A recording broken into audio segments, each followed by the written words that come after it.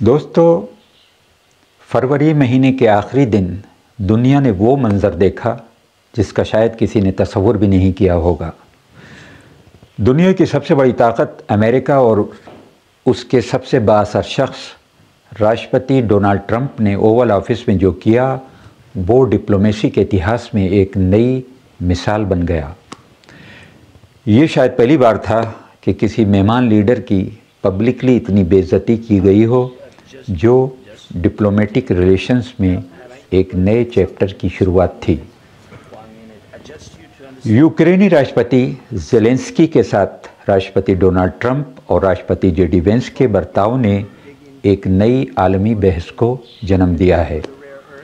अब दूसरे world leaders USA में राष्ट्रपति डोनाल्ड ट्रंप से मुलाकात से पहले ये तय करने की कोशिश करेंगे और कम से कम 10 बार सोचेंगे कि उनके साथ ज़ेलेंस्की जैसा बर्ताव ना हो।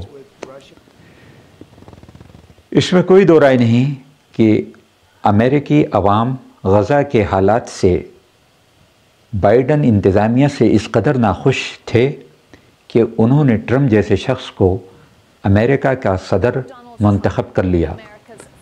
और इस सिलसिले में मुझे एक शायर का एक शेर याद आ रहा है।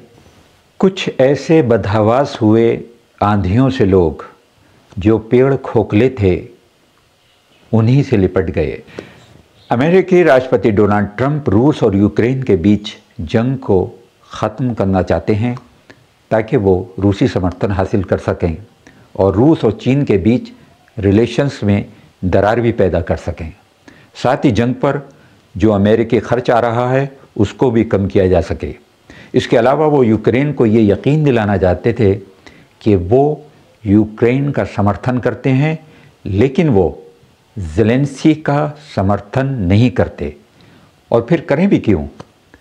ये तो साफ है कि ट्रंप जैसे राष्ट्रपति से ये उम्मीद नहीं की जा सकती कि वो उस राष्ट्रपति के साथ अच्छे और डिप्लोमेटिक रिलेशंस बनाएं जो पेंसिल्वेनिया में डेमोक्रेट्स के लिए प्रचार करता है और जिसके फॉर्मर अमेरिकी राष्ट्रपति जो बाइडन के साथ करीबी ताल्लुकात रहे हैं और जिसने उनके बेटे का भी समर्थन किया है। मेक अमेरिका ग्रेट अगेन का नारा वाइट अमेरिकन्स को भले ही लुभाने वाला लग सकता है लेकिन हकीकत ये है कि राष्ट्रपति चुनाव में डोनाल्ड ट्रंप को मुख्तलिफ क्लासेस का समर्थन की ज़रूरत थी। उनके सपोर्टर्स में बड़े पूंजीपति, सोशल मीडिया के बाअसर लोग, एलन मस्क जैसे धन्ना सेठ और इसराइल, फ़लस्तीन और रूस जैसे देश शामिल थे। ट्रंप बारी बारी से सभी को आशीर्वाद दे रहे हैं, चाहे वो एलन मस्क हो या इसराइल या रूस। ज़ेलेंस्की के साथ उनके बिहेवियर से रूस को साफ तौर से फ़ायदा हुआ जबकि नेतन्याहू से जंग बंदी पर साइन करवाकर उन्होंने एक ही तीर से 2 शिकार किए। नेतन्याहू और हमास दोनों को चुप करा दिया।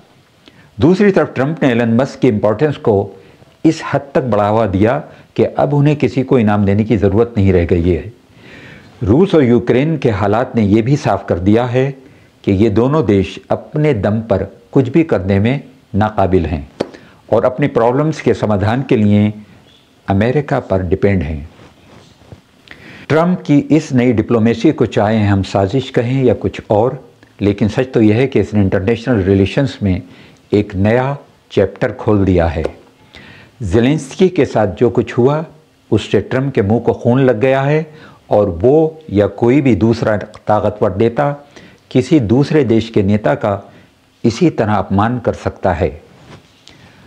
अरब देश ईरान के सबसे बड़े मुखालिफ हैं और अगर उन्हें अपने मफाद के लिए अमेरिका से हाथ मिलाना पड़ा तो वो ऐसा करने में गुरेज नहीं करेंगे। ईरानी आर्मी चीफ और पूर्व राष्ट्रपति हसन नसरल्ला की मौत के बाद ईरान ने अमेरिका को कड़ी धमकियां दी थीं, लेकिन सच्चाई ये है कि इन धमकियों से सबसे ज़्यादा फ़ायदा ट्रंप को ही हुआ। अमेरिकी राष्ट्रपति चुनाव के बाद ईरान की चुप्पी भी बड़े बदलाव का इशारा दे रही है। अरब देश जो ख़ुद को अमेरिका का साथी मानते हैं उन्हें कुछ हद तक अमेरिका को दुनिया की एक अकेली सुपर पावर के रूप में मान्यता दे दी है। और ये साफ है कि जो कोई भी अमेरिका की ताकत को मंजूर करता है वो उसका दरबारी हो सकता है, लेकिन वो अपने मालिक की आंखों में आंखें डालकर देखने की हिम्मत नहीं कर सकता।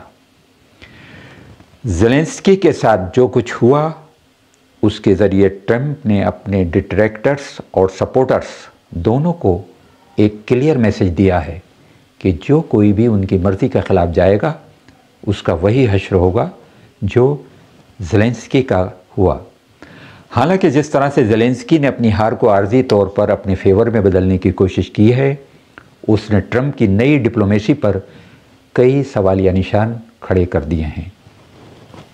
और अब एक ताज़ा अनाउंसमेंट में ट्रंप ने रेसिप्रोकल टैरिफ जो कि इंडिया और चाइना के ख़िलाफ़ हैं का हवाला देते हुए कहा है कि हालांकि ये टैरिफ 1 अप्रैल से लागू होना थे, लेकिन अब 2 अप्रैल से लागू होंगे, चूँकि लोग ये ना समझें कि अप्रैल फूल प्रैंक चल रहा है।